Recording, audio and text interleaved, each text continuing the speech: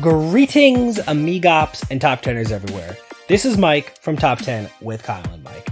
I am joined this week, as I am every week, by our headphoned, our haired, our bearded, our nosed, our eared, our eyed. He's kind of got all these standard parts. Co-host Kyle. Kyle and I are going to talk about a topic this week. I don't know what that topic is. We are going to debate it vigorously. We're going to rank it. We're going to re-rank it. And then by the end of this episode, Kyle and I will have a definitive top 10 list of that thing. So, Mr. Kyle, what are we talking about this week? Thank you, Michael, for describing my visage there. You're right. I've got all the parts I need to do this top 10 list. So, the other day, Allegius and I were watching television, as you do. It's a good thing to do. And a commercial came on for a show. I don't even remember what it was called. I don't remember anything about it. The only important things about the commercial were that it was a show. It was like very clearly like a family-oriented kind of sitcom-y show. Mm-hmm. And who do I see in the show but Walton Goggins? Like clearly trying to be Yes, it's called the Unicorn, I think. Something like that. Maybe that's it. And we both stopped and we were like, what the fuck is Walton Goggins doing in this show? Like, he has to be some kind of like sleazy, vaguely villainous kind of guy. I think he may have been nominated for an Oscar, right? Like he's a BFD. Yeah, he is. But like, we were very confused because when you see Walton Goggins, you know that guy is up to no fucking good. He just looks like a guy that's up to no good. And so we were confused as to why he would be in a show like this. And then I got to thinking, there are probably other actors like that who you see and you're like, that guy's a fucking villain. Like, or you just see them a lot in villainous roles, or that's just what they're known for. Like, they're villainous actors or actresses. And so that's this list. We're going to talk about the top 10, like, typecast villain actors. Oh, I like this so much because you and I have definitely discussed a lot how much looks impact the arc of a particular actor's career. Like, one of the great examples is Steve Buscemi. Steve Buscemi is like has real dramatic chops as an actor, can really kind of hold the screen, but he is so unbelievably difficult to look at. Yes. That he's very rarely cast as a leading man. Unfortunate for him, and certainly unfortunate for us because I want more of him. But I think this definitely happens with people with kind of resting dick faces. Yes, so there's a lot of people like that, and we're going to talk about as many of them as we can. Steve Buscemi I had him on he doesn't make the list, but he's a really good example of guys that, like, just based on their looks are kind of relegated to these kinds of, like, sleazy characters. Oh, I really like this. Yeah, so when I was thinking about this, I picked character, like, the basis that I used was, like, first of all, like, what's their most iconic villain role? Like, how iconic your most villainous role is has an effect, and then also, like, the number of villainous roles you've been in. But sometimes an actor runs into a thing where, like, they occupy, like, kind of they straddle the line where, like, you may also have played a lot of, like, heroic characters or, like, a single heroic character that kind of offsets your villain score. And so, like, if, for example, you have a really, really famous villain role, but also a very, very famous heroic role, like, you may be relegated lower on the list. Like, I have saved the top spots for people that are exclusively doing, like, villainous work, or at least the vast majority. This is so interesting. There's also this interesting phenomenon where, because it's funny, I Googled this, right, when you said it, because I want to see what the internet thinks, and one of the first people who came up is an actor who sometimes is not playing a villain, but still comes off as slimy and sleazy. And I think his score will tend to be really high because he can't even play like a true nice guy without infusing it with some villainous sort of vibes. I'm excited to hear what you have. Also, this is just we do this a lot, but I don't have any female actresses on this list.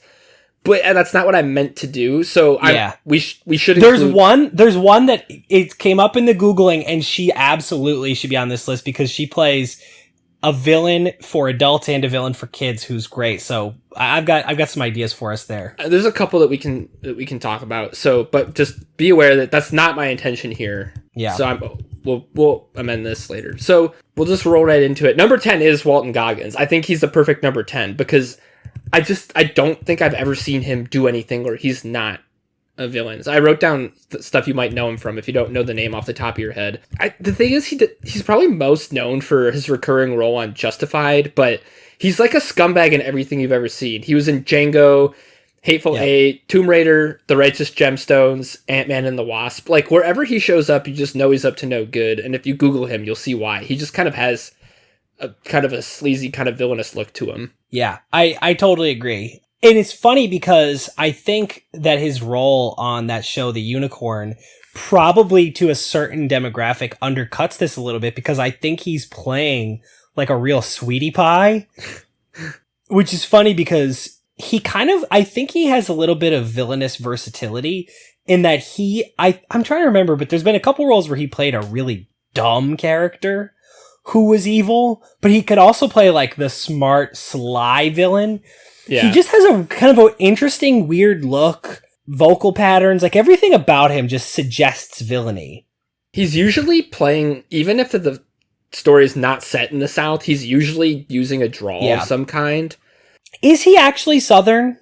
He must be. I don't know why else he would do it in like everything he does. The Gemstones is a good example of him, like, he's actually a really likable character. Like, his whole point is that he's very gregarious and like charismatic, but he's just a real piece of shit. So like, that he's really good at that. He's in everything. Like, you've definitely seen him in a lot of things you don't really remember exactly where he's from. He's one of those guys, and it just seems like for the most part he's always not a good character from a moral perspective. So totally agreed. I like it. Number 9, I have Mads Mikkelsen. This guy really looks like a villain. He sure does, especially when his eyes are bleeding. I don't usually consider myself to be in trouble until I start weeping blood. Ugh.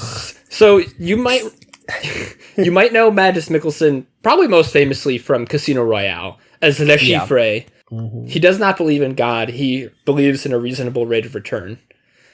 He sure does. But he sure does. He also played, I think, Caecilius in Doctor Strange, and he had like a 3-year run on as Hannibal Lecter on the show Hannibal. Now, can I ask you this? So I'm aware of the show Hannibal or Lecter, Hannibal or whatever the hell it's called, and that he was supposed to be really good on the show. Is it your understanding? You haven't seen it, right? No. That he does. Okay, so do you know, is he playing that as a straight villain, or is he being very cooperative with the FBI on that version? I don't know. My dad would be a good person to ask. I think he watched it. But the point, I think that kind of makes the point even further, is like, even if he is playing somebody that's cooperative and helpful, he's still got like a very sinister vibe to it. Kind of like Anthony Hopkins, like, actually, but who I didn't put on this list, but maybe I should have. So that was Anthony Hopkins was actually one of the first people I wrote. So we will be talking about Anthony Hopkins. Yeah, he's great because I think there's definitely sort of like there's like a nationality element to a lot of villains in American cinema. I think it was an observation from The Ringer, and it's definitely a good one. It's not an incredibly insightful one, but just that the villains in big action movies tend to reflect sort of what's going on in the times. Like, you go back into the 70s and 80s, they're all Russians, and then there's a lot of Japanese and Chinese villains, and then now they're all hackers, and like, there's an evolution. But I think one thing that's pretty constant, probably because it's, the American film business is the biggest one, foreigners just really kind of like, they get the villainous roles a lot more than like native born Americans do. And I think there's something in particular about Scandinavians that seems to freak out American audiences. So Mads Mikkelsen is definitely, I think, a part of that. He's a big part of it. I wish that he was in, like, if they had made more Girl with the Dragon Tattoo sequels, he would have been really good in one of those movies. Oh my god, he'd be a great, like, I forget all the characters now, but he'd be like a great scumbag cop in the department or something like that. Missed opportunity. The only thing, missed opportunity. The only thing in his pro column, he was in Rogue One and played a good guy. But even then, he had to be kind of a dirtbag to be believably empirical. Yeah. So. Yeah, I agree with that. he's a guy who I could see having an interesting sort of later portion of his career where he plays good guys, and I think would be really interesting in those roles because he'll bring some depth to it. But for now, he's rarely getting those roles. I would love to see him in a True Detective type show set in like Europe or something. Like he would be a good Harry Hole. He'd be good for like the Joe Nesbo stuff. Yeah. Let's cast him as Harry Hole instead of Fassbender. Yeah. Yeah, that would be great. Anyways, that's Mads Mikkelsen. Number 8, I have sticking with a Rogue One theme here, and this guy maybe in 5 to 10 years will be higher on the list. Is Ben Mendelsohn. He's the villain in everything. He's a fucking villain in everything. So you'd probably know him from, he was the villain in Rogue One, he was the villain in Ready Player One. He was like kind of a low-level villain in The Dark Knight Rises. He was like kind of the villain and then not the villain in Captain Marvel. Yep. He was in a movie I saw recently that I loved called Killing Them Softly, and he was less a villain than just a straight-up scumbag, but he's almost always at least a scumbag. Usually a villain, at least a scumbag. He's interesting though. He presents a really odd case because there are issues with certain nationalities as villains. I think there's an issue with people who have Aussie or New Zealander accents being villains because I think people perceive them as so friendly. So despite the fact that he's Australian, right? I think so. So what I think he's Australian. So despite the fact that he is actually Australian, he almost never uses that in his villainous work because I think people perceive that as too like friendly and cutesy. Yeah, I feel like Australian characters tend to be good guys. Yeah. Except for the cast of Kangaroo Jack. Those guys are mean. They were bad. Also, Jason, the CIA guy from Zero Dark 30. I'm blowing it. I love that guy. For whatever reason, my brain is blanking out on his name, but he was a great Australian villain in My Lips Are Sealed, the Mary-Kate and Ashley Olsen film. Oh, yes. Of course. He was great on that. Very well known from that. Very well, yes. So, what the hell is his name? I'll just you keep talking. I'll do some Googling. Well, I'll buy you some time, or rather, Kevin will buy you some time, because right now, I need Kevin to hit the stanky beat.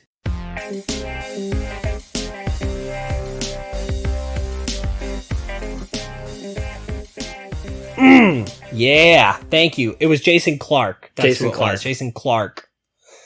Yes. Wow, way to stall, Kev, and way to lay down the stank at the same time. Yeah, really nice work. Very impressive multitasking.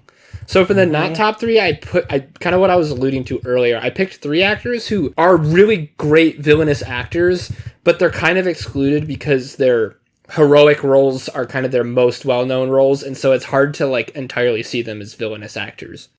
Okay, I like that. I like that a lot because the good guy thing is pretty well trod, especially since we recently did a Tom Hanks pod. Right. Yeah, exactly. Yeah, if this was just like good guy actors that can't play bad guys, it would be Tom Hanks. Yes, clearly. So for this, I picked, right off the bat, I did Hugo Weaving.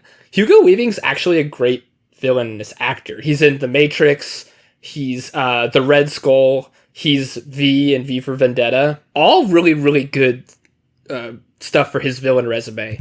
Unfortunately, he's also Elrond. So I'm glad you mentioned Hugo Weaving because he actually was perhaps the first character I thought of first actor I thought of when you mentioned this particular subset. Because you're exactly right. Elrond really undoes all of the good work he does as a villain. It's too bad. Did you mention Agent Smith? Yes. Well, I said he's in The Matrix. I didn't say Agent Smith, but yeah, I fucking love him as the Red Skull. He's great. He's so good. But unfortunately, he is Elrond, and so alas, not much you can do with that. Another guy who has really good villainous chops, but who has played like some of the most iconic heroes ever, is Samuel L. Jackson. Like, he's a great villain in Unbreakable and Glass. He was really good in Kingsman as Valentine. And he's like one of the most, like a terribly evil character in Django. Yeah. Oh, Jesus. He's also, don't forget, I know that there's really no villains in the Tarantino verse, but like, he is a villain as Jules. That's true. Kind of. So, but sort of. But he's also Nick Fury, Shaft, Mace Windu, and Frozone. Like, the guy is a hero. Oh, you know what's funny is, of all of those characters, I'd actually argue that Mace Windu is like the most heroic. That's an incredibly important character who I just don't think anybody saw coming at all. And Samuel L. was the only person who could pull that off, I think. I love Samuel L. as Mace Windu, and I like him as a villain, but I think ultimately he's heroic at heart as a actor. Am I allowed to mention a couple? There's maybe a risk that I'll screw it up, but tell me if I step on one. Well, I'll finish off my 3 and then, but yeah, I think that would probably, whatever. If you happen to pick some that are on my list, I think that's good. It'll be good for the debate. Okay. The last one I had here was Gary Oldman, because he's like one of the tops of my list for this one, because he totally screws himself with Sirius Black and Commissioner Gordon. Like, it's funny. I remember when my dad saw Gary Oldman in, I want to say Batman Begins was when it happened. And he's like, that guy, he didn't know his name, but he was like, that guy, he was like, he's Count Dracula. Like, to people a little bit older than us, Gary Oldman is a very famous villain. Oh, like, yeah. Air Force One. Of things. Yep. Fifth Element, Book of Eli, Planet of the Apes. Like, he's a villain. Planet of the Apes. Oh my God. He's great. But he's Sirius Black and Commissioner Gordon and Winston Churchill. Like, the guy, which I guess depending on who you ask. And George Smiley. Like, that's right. He's in, I mean, Sirius Black is enough to screw him. Yeah, for sure.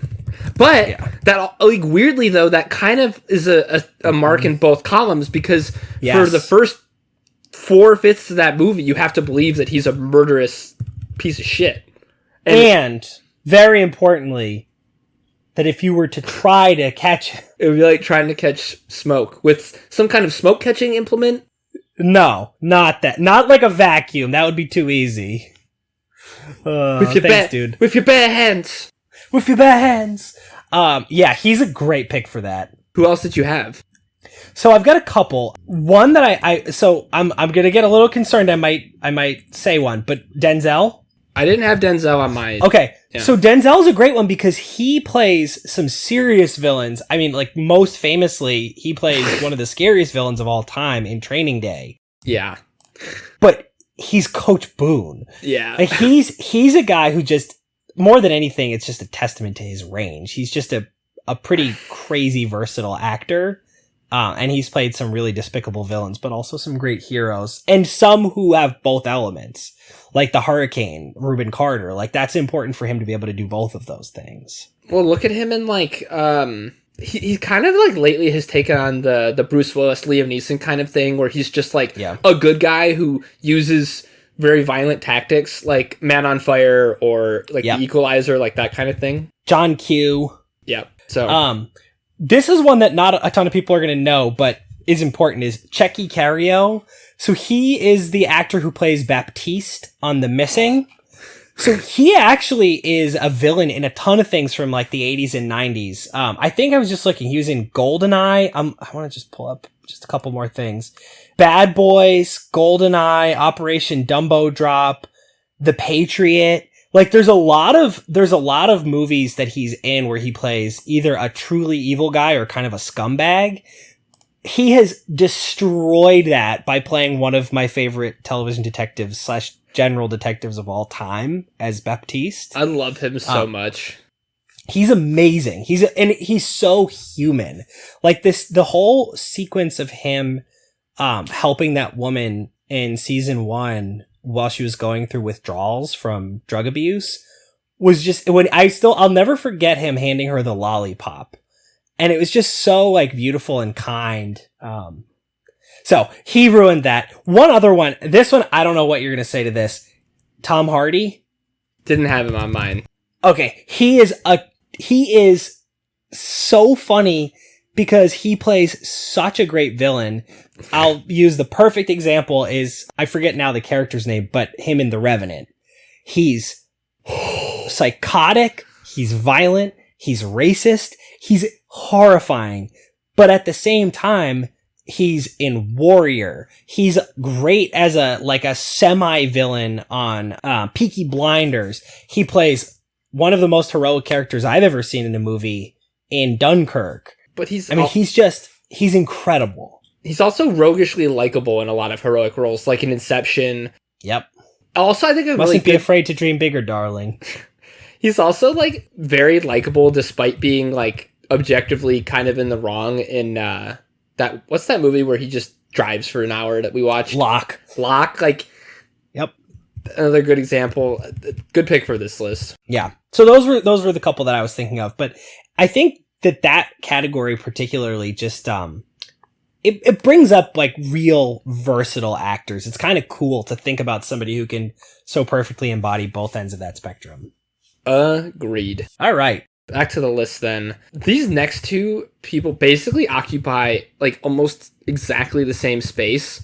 This is why they're back to back. These are people that have portrayed like a villain so perfectly as to like be synonymous with that character and win an Oscar for it, and have had one or two other similar kind of villainous roles, and like otherwise I haven't seen too much of them. I'm excited to see what happens with their careers.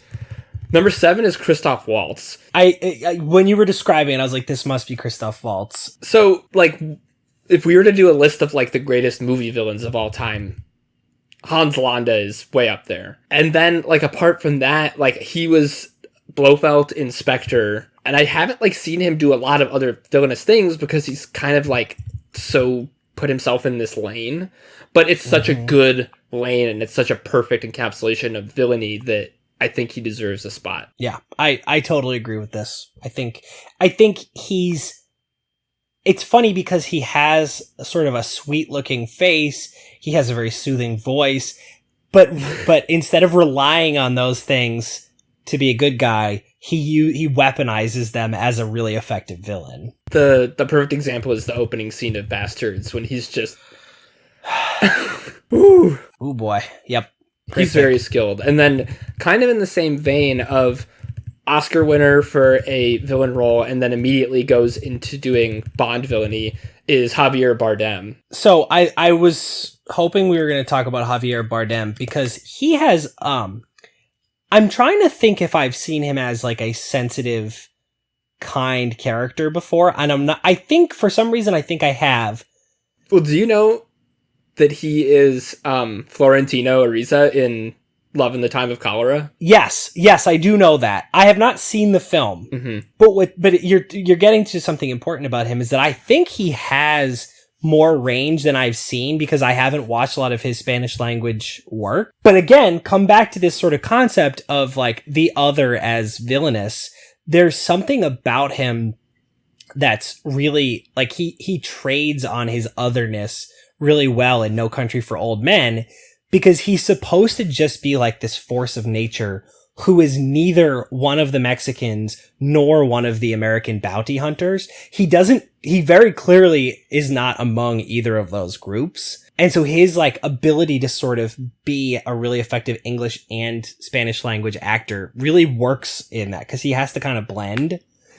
And then I think similarly in Skyfall, he's this weird bastard child of, British intelligence, but he's not British. And that makes him sort of other and strange. But he's also not like a denizen of one of the Commonwealth nations. It would be different if he were from Hong Kong because he could have grown up as part of the Commonwealth. Like he plays this sort of citizen of the world in a way that really works. And this is like this, I'm sure if we talked to anybody who actually knew anything about the full breadth of his career, they'd probably be insulted that we were talking about him only because of him being in No Country for Old Men and Skyfall. Like, this is a guy who I think is very, very well respected as an actor, especially in Spanish language films. So I want to acknowledge that. But for me, like, but we're talking pretty specifically about his work in English language film. Yeah. So when I see him, I think like, oh fuck, like that guy's a villain. He's one of those terrifying villains I've ever seen on screen. Yeah. So call it. Ooh. Okay. Number 5, and this is someone who I struggled with, like, maybe putting on the not top 3, because he has played a hero in some cases, but he's played 2 of the most iconic movie villains ever. I'm talking about Ray Fine. Okay, so I think you're right in putting him here. I think he needs to lose some points for being a good doobie in certain roles, but he played probably the most evil person in film history in Schindler's List. I'm on Goth. Yeah, that's like probably the most evil person I've ever seen in a film.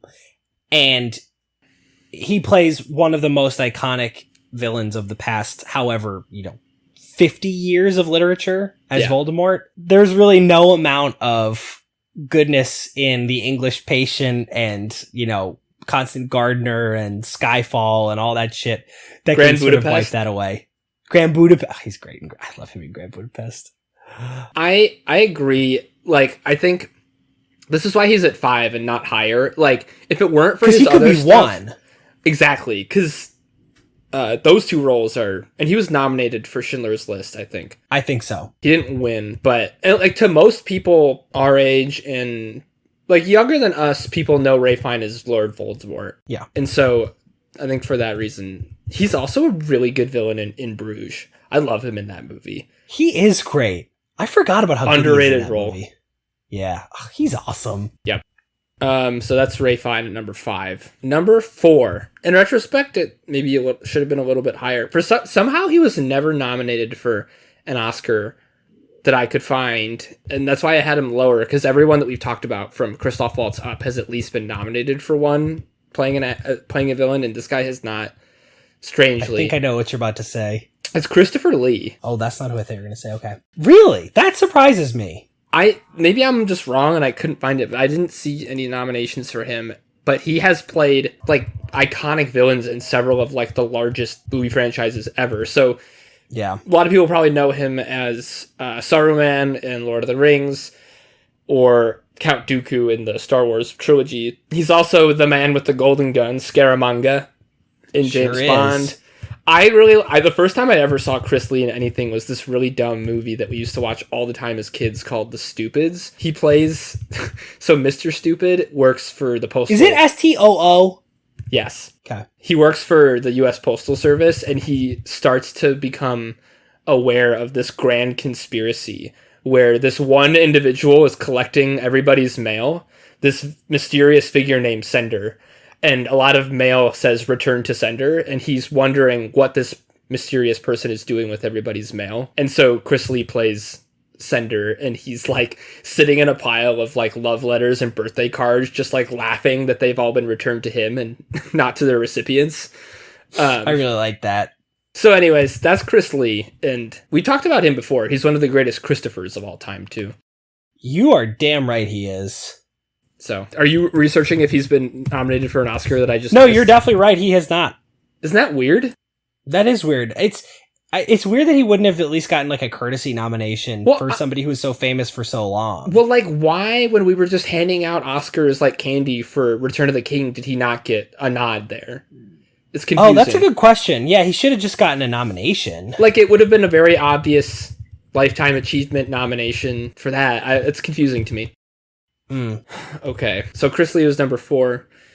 Top 3. I think I'll skip honorable mentions and let you tackle as many as you can, because I assume you'll have a pretty lengthy list, and then I can fill in gaps if you miss any. I think so. I want to just say, I'm thinking about sort of a different category that I think is interesting too, because I'm doing a little bit of Googling as you're talking. There's a whole different group who could have been a different, not top 3, which is sort of actors who play good guys their whole career and then punch you right in the dick by playing a bad guy really well. Because that's an interesting thing too. Like, imagine how effective Tom Hanks could have been could be as a villain in some movie when you think he's the good guy. You know what would be a good pick for that list? Would be Steve Carell in The Way, Way Back. How awful was that? That is such a great call.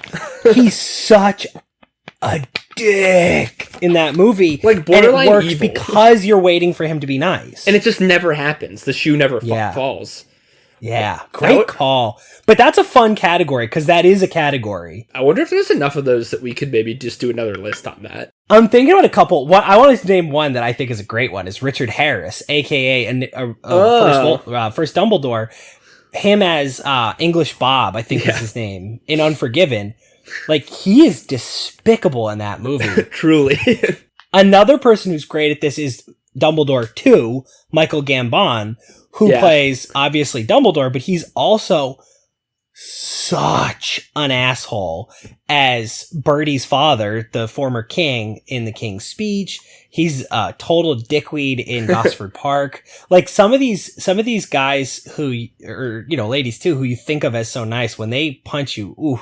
Imagine Morgan Freeman as a villain. Great example. Like, it would just throw you. It would just totally throw you. Wow. I kind of am hoping for that now. For him and Tom Hanks. Just do it once. Just to say you did it. Oh, I just realized that another great not top 3 would have been Chris Evans. Chris Evans is actually a dick in like most of his movies, and he just happens to be Captain America. Yep. Yeah, anyways, he's kind of his own category. Number 3 then. I'll just go to number 3. Number 3 is Joaquin Phoenix. Yeah. So I'm currently watching, as I mentioned, The Master, and it's been interesting for me because you and I have sort of litigated this matter a little bit about the Joker, but it is interesting, kind of subject matter aside, the question of whether that was the right role for him of his last however many to get an Oscar for.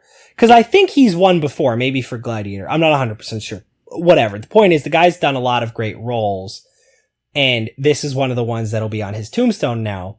He basically is doing the Joker in The Master, and it's interesting because he's doing it in the context of a role that is not villainous. In fact, he's the kind of putative protagonist of the film.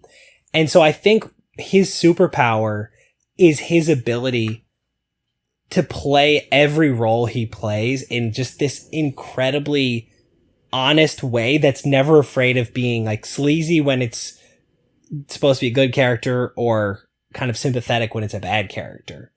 Like, what character is more sympathetic and sad than Commodus? Yeah, it's a good point. Like, he's different than most of the people on this list because, like, a lot of these villains that we're talking about are pretty unredeemable and, like, aren't necessarily complicated. Whereas, like, in Gladiator and Joker and, like, the other one I was thinking of was Sisters Brothers, where he's, like, kind of vaguely villainous. Like, all of those characters are sympathetic. Mm-hmm. So I don't know. You're kind of making me rethink this, but, like, he's almost... No, you shouldn't rethink it. All I'm saying is that I think this is his superpower. His superpower as a villainous actor is to make you forget that he's the villain.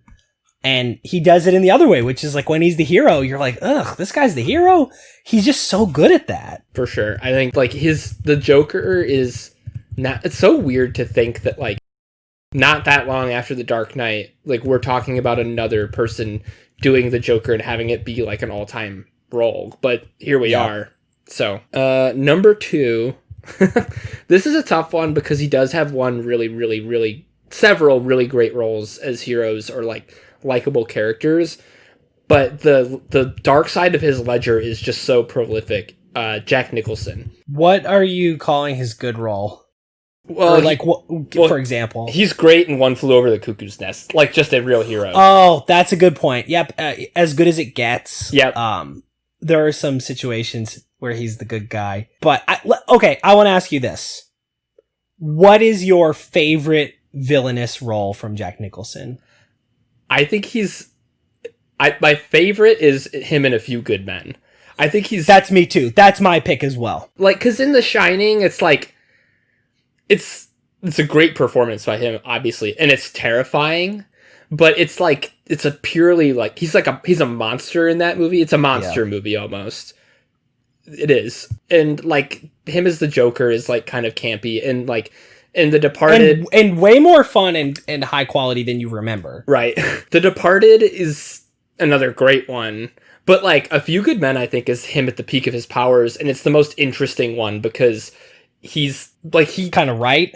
Well, that, and he just like truly believes that he's the good guy. Like in his, which is always the scariest thing. Exactly. Like in his mind, like he is doing the work of the American people, and like he is the one protecting all these people, and this punk kid, Tom Cruise, is just a shit stain and like needs to stay out of here. And like that's why he's so effective as a villain in that movie. And like when he loses his shit, it's like it makes the movie. It's that's one of the best scenes in movie history. It's so, I think we've talked about on this podcast before just how extraordinary Tom Cruise is in that scene, and how the Jack Nicholson performance in that scene doesn't come close to working if you don't believe Tom Cruise could piss him off enough to get him to talk. Yeah. And so Tom Cruise is so important to this, but I just can't picture another actor. Maybe a few years before this, Al Pacino. It wouldn't have worked because he's not enough of like a wasp looking guy. He's too short. I don't buy Pacino as military. Like, for so if you've seen Scent of a Woman, he can do it. Like, I think there's a chance. Like, he could work as the sort of like Michael Corleone after the Marines. My point is, even with another like truly great actor, it just doesn't quite work. And Jack Nicholson is he's just mind blowing in this movie. And he's so great as a villain in everything he does as a villain. Like, you know what movie he's great in is Anger Management. Like he's technically, I guess, a good guy in that movie, but he's a total villain and he's awesome. He's really good. Yeah. I have him. So he's won several Oscars. Yeah. But he hasn't won an Oscar for a villainous role, which I thought was interesting. Did he win for Chinatown? I don't know.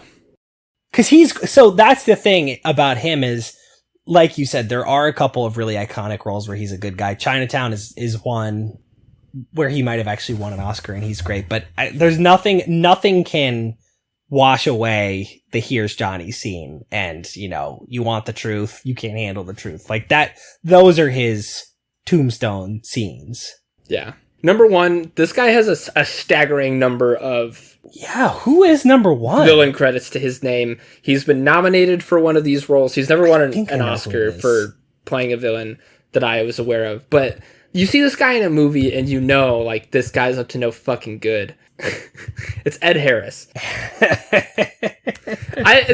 This might be kind of a homer pick because Cam and I this is for Cameron. We just have a thing for Ed Harris, but think about the number of movies he's been in, like Snowpiercer, The Rock, The Truman Show. He was actually nominated for. Yeah, A Beautiful Mind, and then like just like a mind-numbing number of just like smaller movies where he's like a perfect villain, like bad movies like National Treasure 2 and Geostorm and like shit. Where he's a great villain is Gone Baby Gone. Great pick. Like an incredible villain in that movie. Also Westworld, he's like so fucking good in Westworld. And then I just like can't think of anything where he's really a true hero. I'm looking at his filmography right now. He in a Beautiful Mind, he's one of Nash's delusions, right? He's like the FBI agent, right? Yeah.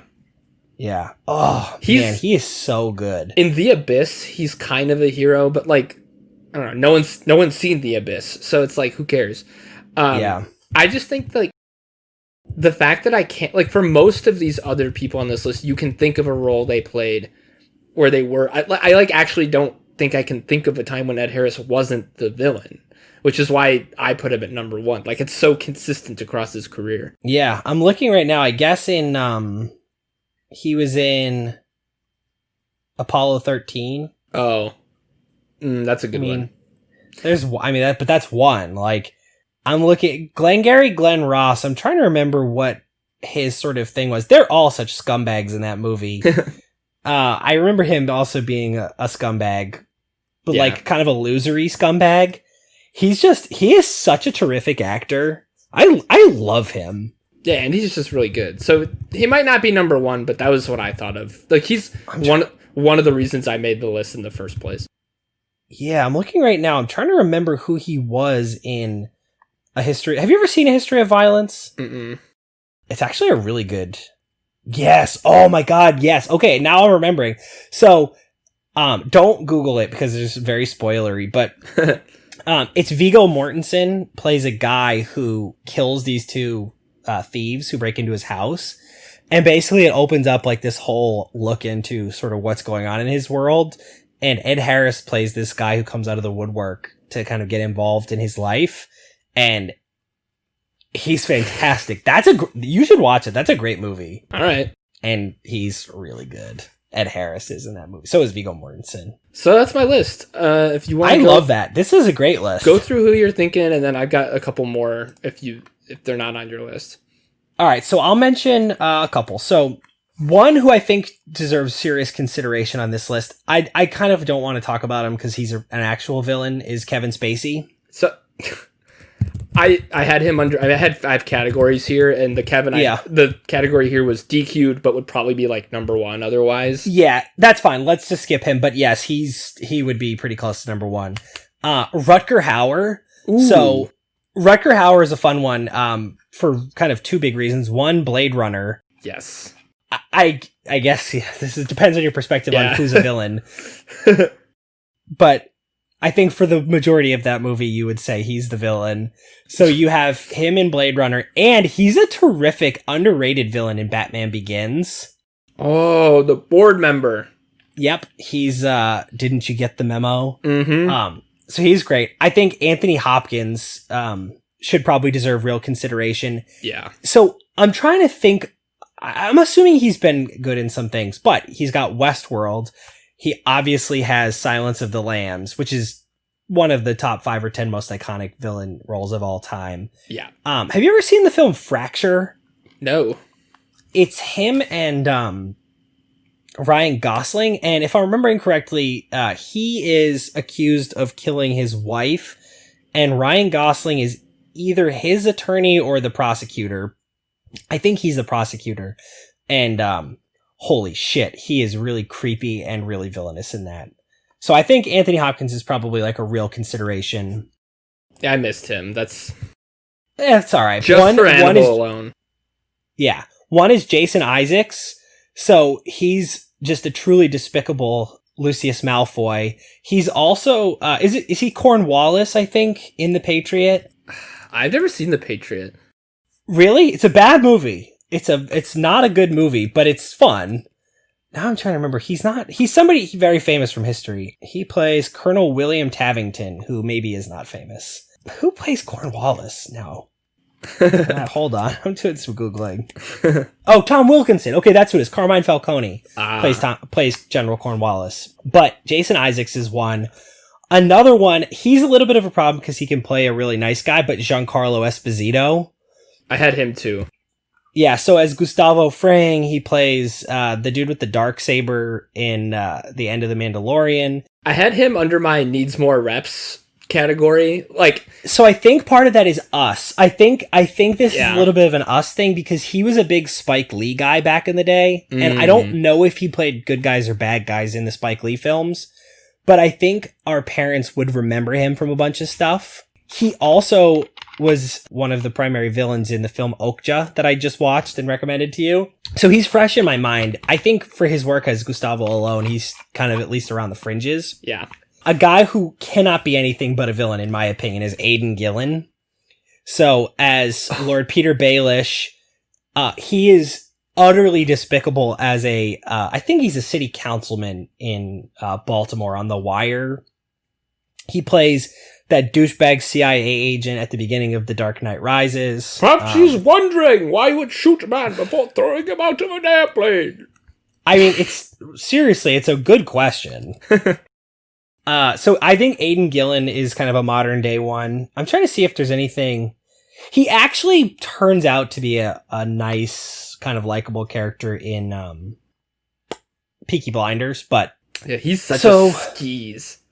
Yeah, another one. This one I think doesn't count because he's got too many problems. As like his character's being complicated. But Alan Rickman, I had him too. I think Snape kind of ruins him a little bit. Yeah, which is too bad because he's Hans Gruber. Mm-hmm. But like when your most iconic role is a character who is so ambiguous, or not ambiguous, but complicated, it's tough to classify him purely as a villainous actor. Yeah. Okay, and then I've got a couple of ladies who I think should be probably on the list. Helena Bonham Carter. So she has a little bit of a problem for me specifically because she's so utterly likable as the support your man character in King's Speech. Yes. But she's terrifying and pretty psychotic and is really incredible as Bellatrix Lestrange. Not the character as written on the page. In fact, nothing like the character as written on the page, but she plays it really well. She's also kind of scary in Fight Club, although not really a villain. Yeah, but she is also scary in that, I agree. A person who I don't think anybody would call a villain and really likes, but who has been a great villain a couple times is Allison Janney.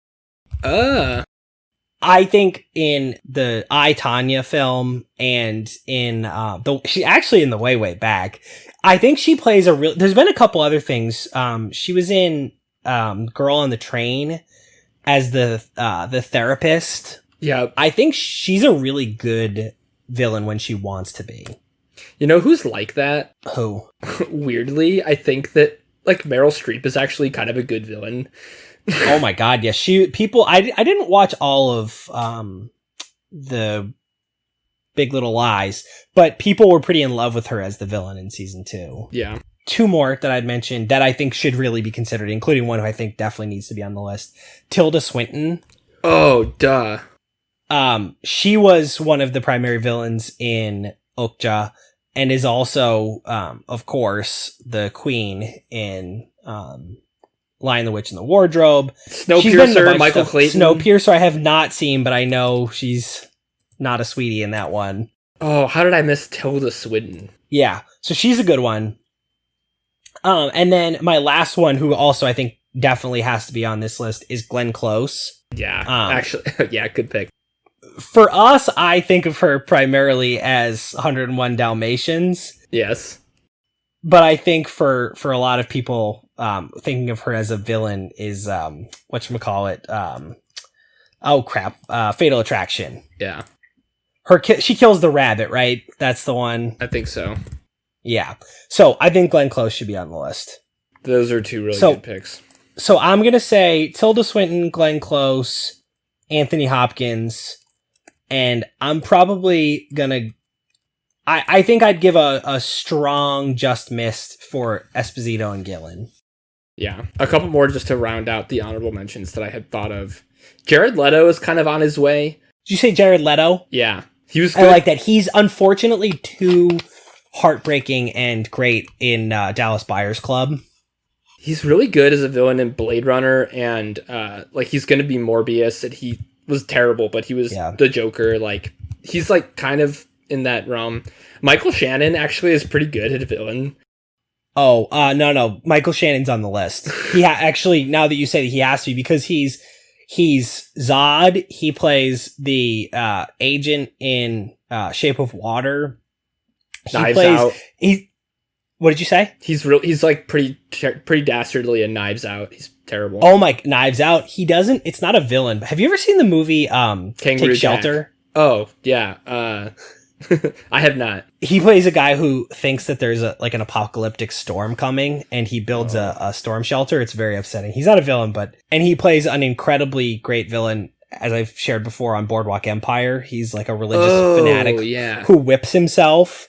Nice. Yeah, no, Michael Shannon has to be on the list. Great call. Who else? Oh, Glenn Fleshler, who you might not recognize the name, but he's... I recognize him because he's whatchamacallit, Billy Ray Tuttle, right? Yeah. Or whatever, Tuttle. He's in True He's not Detective. a Tuttle, though. What's his name? His family's been here a long time. A very long time. What the hell? Why can't I think of his name? He's also great as a villain Watchmen. in... oh my god, yeah. He was also on Boardwalk Empire and was really good. He was really good in that. Errol Childress, that's what it was. Not a villain, but was creepy in Joker. Yeah. Ugh. Oh, yeah. Yeah. He's also in Billions. He's really good. He's great on Boardwalk Empire. The only other one I have here is Ed Norton is like more of a scumbag than a villain. Yeah. Like in Rounders, and I guess he is a true villain in Italian Job, but I don't think he quite makes it. Yeah. And then the last one is Johnny Depp, who like has actually played a shocking number of villains, but I think ultimately he's Jack Sparrow to too many people, so... Yeah, I think another person who, depending on how the next few years of his career goes, could be a good villain is Jesse Eisenberg.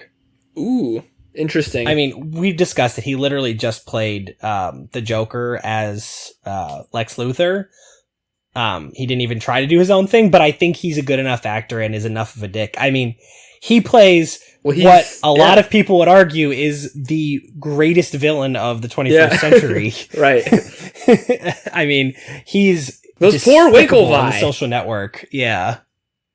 Yeah, that's a good pick, maybe. So, okay, so we have some work to do then, because I agree with all of your picks. I think we need to add Glenn Close and Tilda Swinton and Anthony Hopkins. And Michael Shannon. I'm happy to do Michael Shannon. I'm interested to see what you think is vulnerable, because the way after we've talked about this, I don't think it's necessarily the bottom four for me. Yeah, I think, as I look at it, I think Christoph Waltz is vulnerable.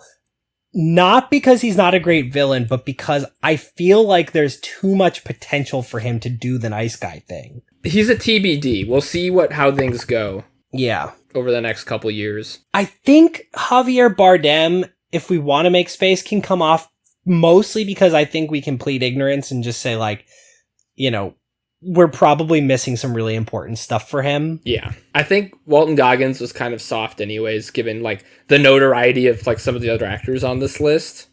Yeah. I don't know. I think maybe there it gets tough. I don't know. I'm kind of tempted to say Christopher Lee, but I also think that feels ridiculous. I don't want to get rid of Christopher Lee. I think we could go one of two ways. We could say Joaquin Phoenix is too complicated of an actor to be typecast on a villain list, or we can go the other way and say Mads Mikkelsen, we're just going to replace him with another Hannibal portrayer and do it that way. We had him at 9 anyways. You know what? Let's do that. That hurts because Mads Mikkelsen is so good, but I think that's the play.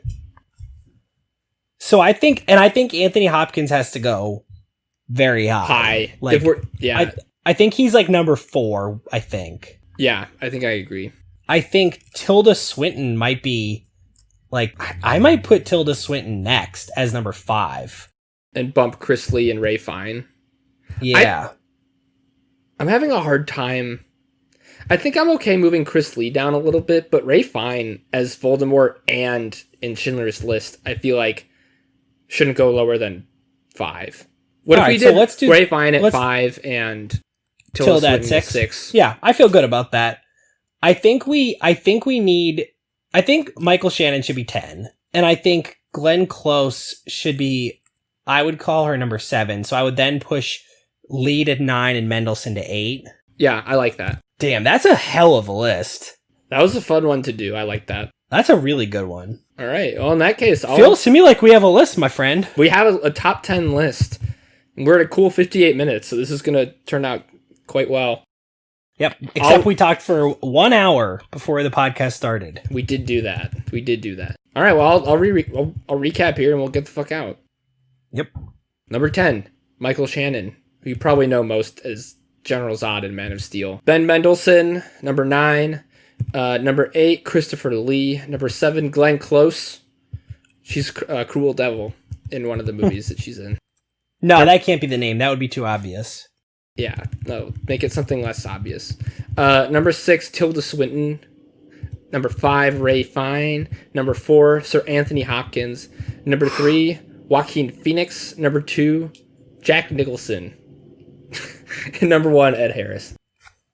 You're welcome, Cameron. Yeah, that's for you, Cam. This bud's for you. All right, that's that, Mike. Thank you for participating in this exercise with me for an hour. I literally couldn't do anything else if I wanted to. I can't get up from the couch, so. That's true. I forgot. We didn't mention that Mike is hobbled today. He's got a cane. Actually holding a cane right now. You're an old man. I'm dead. I'm ugly and dead. You're dead. Alone. All right. Thank you, Jin Yang. Thank you, Jin Yang. Thank you, Michael. Thank you, Kevin MacLeod, for our stanky beats. Thank you, Aaron, for our fantastic artwork. Thank you to Instagram for hosting Aaron's Instagram stuff at Sand Design. Just a lot of thank yous to give out. Yeah, and thank you to our delightful social media coordinator, Caroline Labranti, who actually today is out expanding her portfolio for her first ever wedding job. Ooh. She is what they call the second shooter, and not in the JFK sense, for a wedding. So she basically is doing backup photos and hoping to build out her wedding portfolio. Wow. So it's actually really exciting. So Caroline does our social media. She runs our Top 10 KM, spelled out Top TEN account on Instagram. You can check out her work on cml.photos on Instagram. If you have other things you want to discuss digitally, you can send us an email, top10km@gmail.com, also spelled out TEN. And finally, my friend, I'm assuming you're listening on one of them delightful podcast apps, but if you're looking for another one, there's Stitcher, Spotify, Podbean, Apple Podcast app, a whole lot of them, and we're on pretty much all of them, my friend. Well said, Michael. Now, I'd say go enjoy your day, but you're kind of just stuck where you are. I guess you can still enjoy your day. I will enjoy my day. I'm going to read about Einstein, watch some weird movies, and maybe roll over a couple, like a degree or two left and right. Wow. Big plans for my boy Michael. I'll let you Big to stuff. it. Arrivederci. Arrivederci.